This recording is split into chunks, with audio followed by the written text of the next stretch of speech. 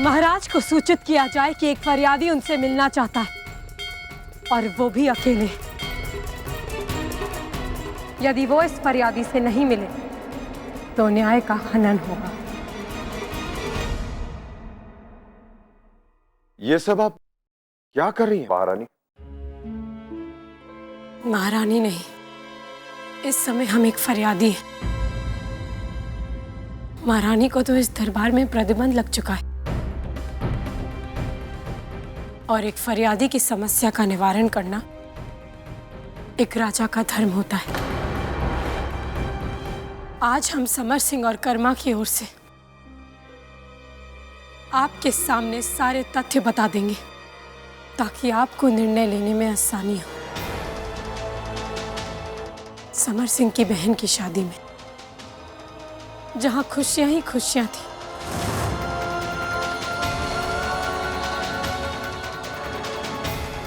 इन धूर्त फिरंगियों ने नरसंहार और कत्लेआम मचा दिया।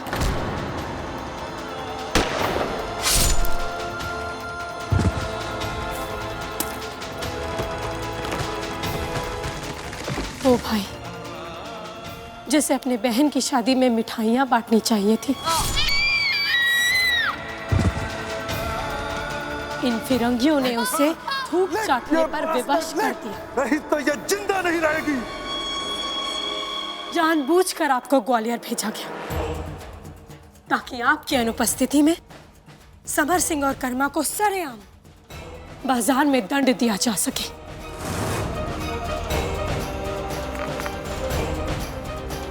क्योंकि ये धूर्त फिरंगी हमारे स्वभाव से परिचित थे, जानते थे कि आपकी लक्ष्मीबाई चुप नहीं बैठेगी, परंतु वो चुप हो गई। किंतु झांसी की रानी चुप नहीं बैठ सकी। उसे हर हाल में अपनी निर्दोष प्रजा को बचाना था, क्योंकि ये उसका धर्म था, और उसने अपने धर्म का निर्वाह किया। महाराज,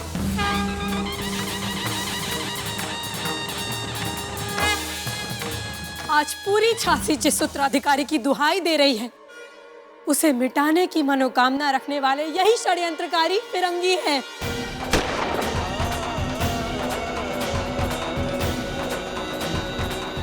संभवतः आप ये भी नहीं जानते कि झांसी में ब्रिटिश बटालियन तैनात करना इन्हीं फिरंगियों के षड्यंत्र का एक हिस्सा था।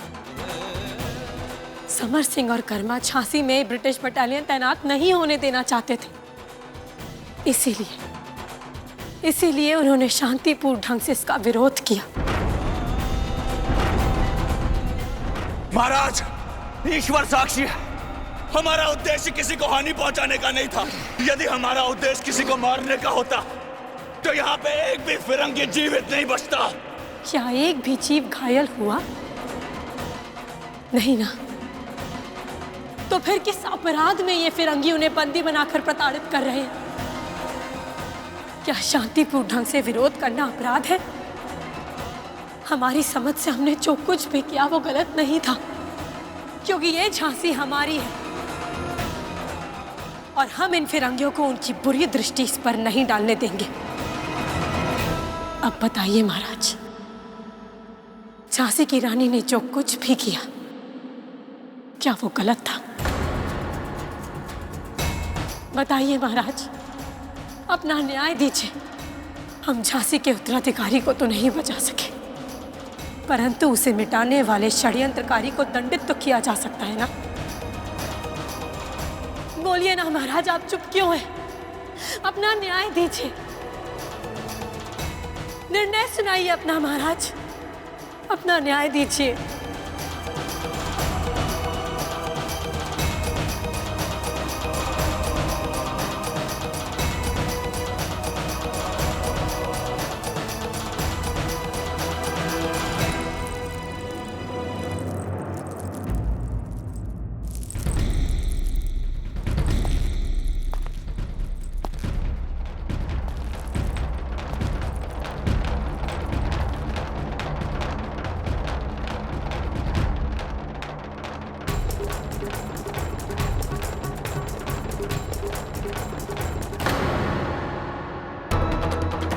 महाराज, महाराज, महाराज, आपने पहली बार अपना निर्णय ना सुना के बहुत बड़ा अन्याय किया है महाराज, बहुत बड़ा अन्याय किया है महाराज।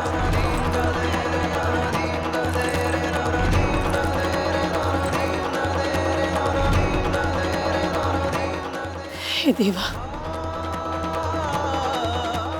हमारे बीच इतना मतभेद बढ़ गया कि महाराज को हमारे किसी भी कार्य पर भरोसा नहीं रहा। जब विश्वास ही नहीं रहा तो ये संबंध कैसा?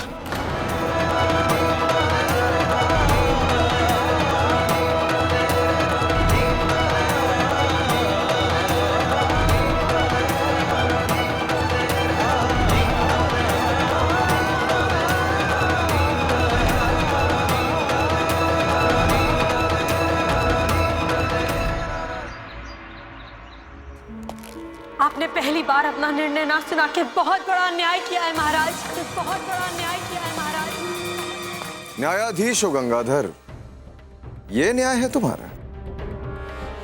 स्वयं में झांक कर देखो, तुम भी जो चाहते हो वही करते हो। क्यों झांके? हमें उत्तराधिकारी चाहिए था और लक्ष्मीबाई झांसी को उत्तराधिकारी नहीं दे सकती। इतने स्वार्थी कैसे हो गए गंगाधर? अपने लक्ष्मीबाई पर तो बड़ा गर्व था तुम्हें, अभिमान था, भूल गए? वो बलिदान दे रही है तुम्हारे लिए भी और झांसी के लिए भी। झांसी को संभालने के लिए गंगाधर जीवित हैं, लक्ष्मीबाई की कोई आवश्यकता नहीं है। वो हमारी पत्नी है, उन्हें उत्तराधिकारी देना था परंतु नहीं दे सकी।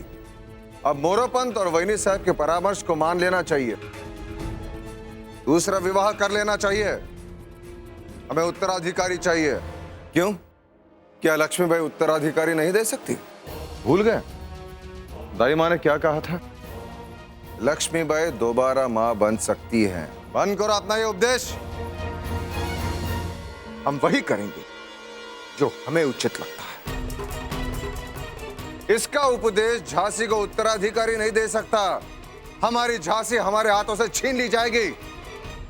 हमारे बीच इतना मतभेद बढ़ गया कि महाराज को हमारे किसी भी कार्य पर भरोसा नहीं रहा। जब विश्वास ही नहीं रहा तो ये संबंध कैसा? यदि लक्ष्मीबाई हमसे संबंध नहीं रखना चाहती तो हम दूसरा विवाह करेंगे। हमें केवल उत्तराधिकारी चाहिए। लक्ष्मीबाई दोबारा मां बन सकती है, वो उत्तराधिकारी नहीं दे सकती। तुम्हें उत्तराधिकारी चाहिए। तुम स्वार्थी हो गए हो गंगाधर। झांसी को उत्तराधिकारी चाहिए। बलिदान दे रहे केवल तुम्हारे लिए। हम दूसरा विवाह करेंगे। वो दोबारा मां बन सकती है गंगाधर। झांसी को उत्तराधिकारी चाहिए। बन सकती है। दूसरा विवाह करेंगे। उत्तराधिकारी मिल जाएगा गंगाधर। झांसी को उत्तराधिकारी चाहिए। वो मां बन सकती है। वो मां बन सकती है। हमें उत्तराधिकारी चाहिए। क्या हुआ महाराज?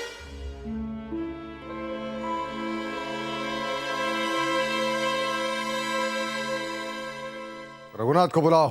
जी महाराज।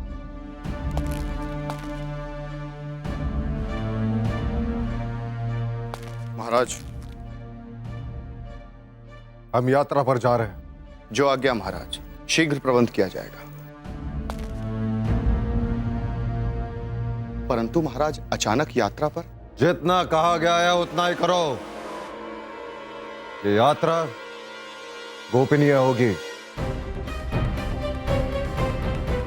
महाराज, महारानी साहब को भी? गोपनीय का अर्थ समझते हो Raghunath?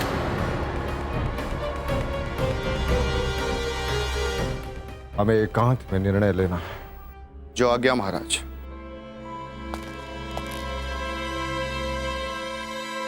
I'm extremely sorry, Your Excellency.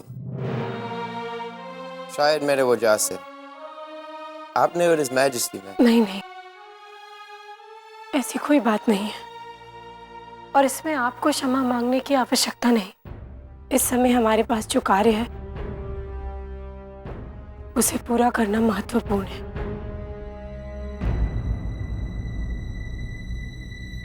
मेरी आपने सामान खुद पैक कर लिया है। बस ये सोच रहा हूँ कहाँ रहकर आपके हेल्प कर पाऊंगा, क्योंकि His Majesty के ऑर्डर के अगेंस्ट मुझे कोई झांसी में शेल्टर नहीं देगा।